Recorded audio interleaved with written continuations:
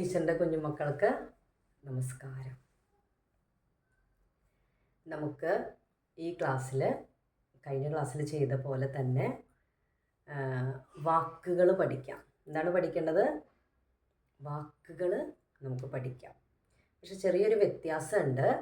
കഴിഞ്ഞ ക്ലാസ് വരെ നമ്മൾ പഠിച്ചത് എന്താണ്? പഠിച്ചിട്ടുള്ള വ്യഞ്ജനാക്ഷരങ്ങളുടെ, പഠിച്ചിട്ടുള്ള സ്വരാക്ഷരങ്ങളുടെ, പഠിച്ചിട്ടുള്ള ചിഹ്നങ്ങളുടെയൊക്കെ വാക്കുകളാണ് നമ്മൾ പഠിച്ചിട്ടുള്ളത്. ആദ്യം ടീച്ചർ അക്ഷരം പഠിപ്പിക്കുന്നു, പിന്നെയാണ് ടീച്ചർ വാക്ക് പഠിപ്പിക്കുന്നത്, അല്ലേ? ഇവിടെ നമുക്ക് ചെറിയൊരു വ്യത്യാസം വരുത്താം. നമുക്ക് വാക്ക് പഠിക്കാം. വാക്ക് പഠിക്കുന്നതിലൂടെ ഒരക്ഷരം പഠിക്കാം എന്ന് പറഞ്ഞാലേ നമ്മളെന്താ പഠിക്കാൻ പോണേന്ന് അറിയോ? ടീച്ചർ ഒരു ക്ലാസ്സിൽ പറഞ്ഞിട്ടുണ്ടായിരുന്നു, ഈ ഒരു അക്ഷരം നമ്മൾ പുതിയതായിട്ട് പഠിച്ചു, അല്ലേ? പെട്ടെന്ന് നമ്മളൊരു അക്ഷരം പുതിയതായിട്ട് പഠിച്ചു, അല്ലേ? ഒരു ക്ലാസ്സിൽ വന്നപ്പോൾ ഇതെന്താ അക്ഷരമാണെന്ന് ടീച്ചർ പറഞ്ഞു. ഈ അക്ഷരത്തെ എന്താ പറയണേ? ക, അല്ലേ? ഇത് ഏത് ഹെഡിങ്ങിൻ്റെ താഴെ വരണേ? നമ്മൾ ഓരോ അക്ഷരങ്ങൾ പഠിക്കുമ്പോഴും സ്വരാക്ഷരം, വ്യഞ്ജനാക്ഷരം, ചില്ലുകൾ, ചിഹ്നങ്ങൾ ഇങ്ങനെ പഠിക്കും. ഇത് ഏത് വിഭാഗത്തിൽ പെടുമെന്നാണ് ടീച്ചർ പറഞ്ഞേ? ഒരു വിഭാഗത്തിൻ്റെ പേര് പറഞ്ഞല്ലോ, കൂട്ടക്ഷരം. എന്താണ്? കൂട്ടക്ഷരങ്ങളുടെ വിഭാഗത്തിൽ വരുന്നതാണ്, അല്ലേ? അപ്പം ഒരു കൂട്ടക്ഷരം നമ്മൾ പഠിച്ചു കഴിഞ്ഞു, അല്ലേ? ക. ഇനി നമ്മൾ എന്ത് ചെയ്യാൻ പോവുകയാണ്? അടുത്ത കൂട്ടക്ഷരങ്ങൾ ഓരോന്നായിട്ട് നമ്മൾ പഠിക്കാൻ പോവുകയാണ്. പഠിച്ചാലോ? ഓക്കെ ആണോ? റെഡിയാണോ? യെസ്.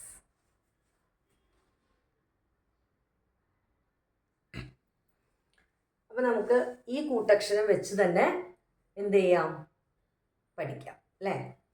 അപ്പം ഇത് ഏത് അക്ഷരമാണ് നമുക്ക് മനസ്സിലായി, അല്ലേ? ഏതാണ് ഈ അക്ഷരം? ക. നമ്മൾ ഓൾറെഡി പഠിച്ചു കഴിഞ്ഞതാണ്, അല്ലേ?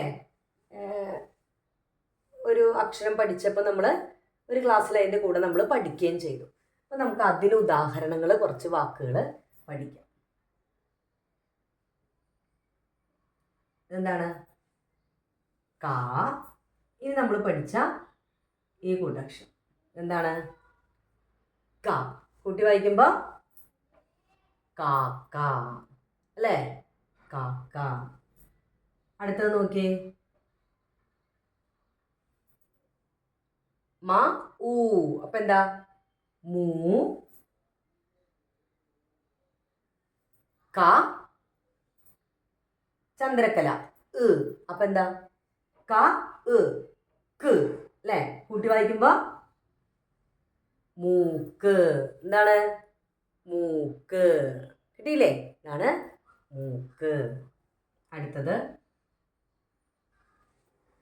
ക ഇ. അപ്പം എന്താ? കി.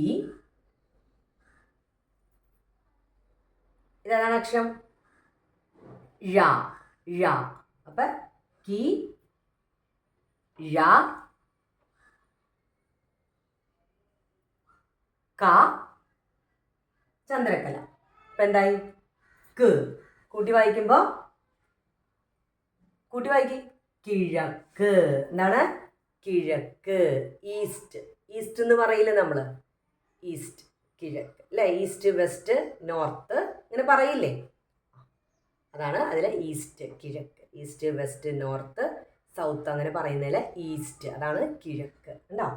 കിഴക്ക്, പടിഞ്ഞാറ്, തെക്ക് എന്നൊക്കെ പറയില്ല, അതാണ് കിഴക്ക്, കിഴക്കു ഭാഗം, കിഴക്ക്. അടുത്തത്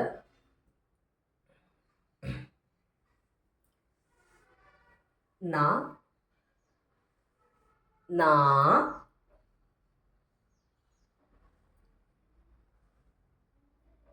എന്താണ്? ക എ. അപ്പം എന്ത് വരും? ക്ക്, അല്ലേ? കൂട്ടി വായിക്കുമ്പോ നാക്ക്. എന്താണ് നാക്ക്? നാക്ക്, ടങ്ക്, അല്ലേ? അതാണ് നാക്ക്. ഓക്കെ. അടുത്തത്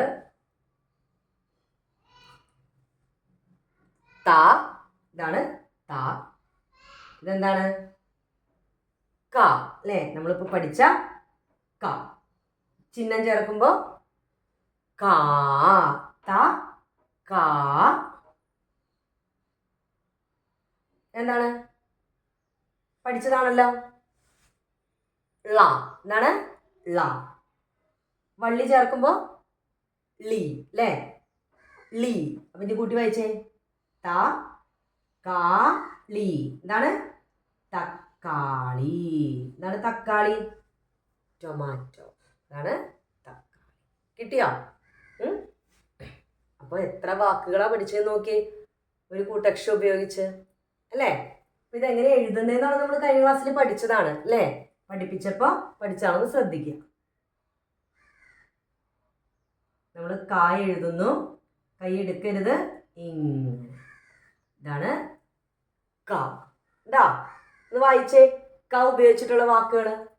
കാക്ക, മൂക്ക്, കിഴക്ക്, കിഴക്ക്, നാക്ക്, നാക്ക്, തക്കാളി, തക്കാളി. കണ്ടോ? ഓക്കെ.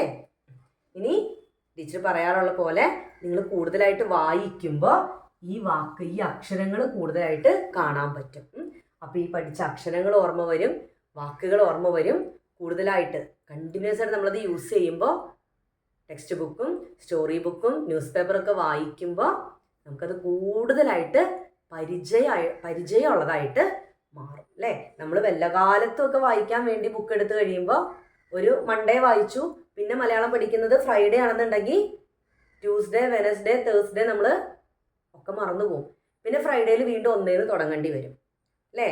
അപ്പം അത് ബുദ്ധിമുട്ടാവാതിരിക്കാനാണ് ടീച്ചർ പറയുന്നത് എല്ലാ ദിവസവും 15 മിനിറ്റ് ഉപയോഗിക്കുക, വായിക്കാൻ വേണ്ടി മാത്രം, എഴുതി പഠിക്കാനും വായിക്കാനും. അപ്പം നിങ്ങൾക്ക് എങ്ങനെയാണ് അക്ഷരങ്ങൾ എഴുതുന്നത് എന്നുള്ളത് കൈ വഴങ്ങും, അല്ലേ? കൈ വഴങ്ങണം എഴുതാൻ വേണ്ടി, അല്ലേ? ഓടിച്ചെന്ന് എഴുതാൻ നിന്നാൽ കിട്ടില്ല, ഓടിച്ചെന്ന് വായിക്കാൻ വിചാരിച്ചാൽ പറ്റില്ല. വല്ല കാലത്തും പുസ്തകം എടുത്ത് തുറന്നു കഴിഞ്ഞാൽ മലയാളം വായിക്കാൻ പറ്റില്ല കേട്ടോ. ഏത് ഭാഷയാണെങ്കിലും ഏത് വിഷയമാണെങ്കിലും. അപ്പോൾ നമ്മൾ മലയാളം പഠിക്കുന്നതുകൊണ്ട് മലയാളത്തിൻ്റെ കാര്യം പറയുകയാണ്. അപ്പോൾ നിരന്തരം ശ്രമിച്ചുകൊണ്ടിരിക്കുക. ഓക്കെ. അപ്പോൾ അടുത്ത വാക്കുകളും അടുത്ത കൂട്ടക്ഷരമായിട്ട് അടുത്ത ക്ലാസ്സിൽ കാണാം. ബൈ. നന്ദി. ശുഭദിനം.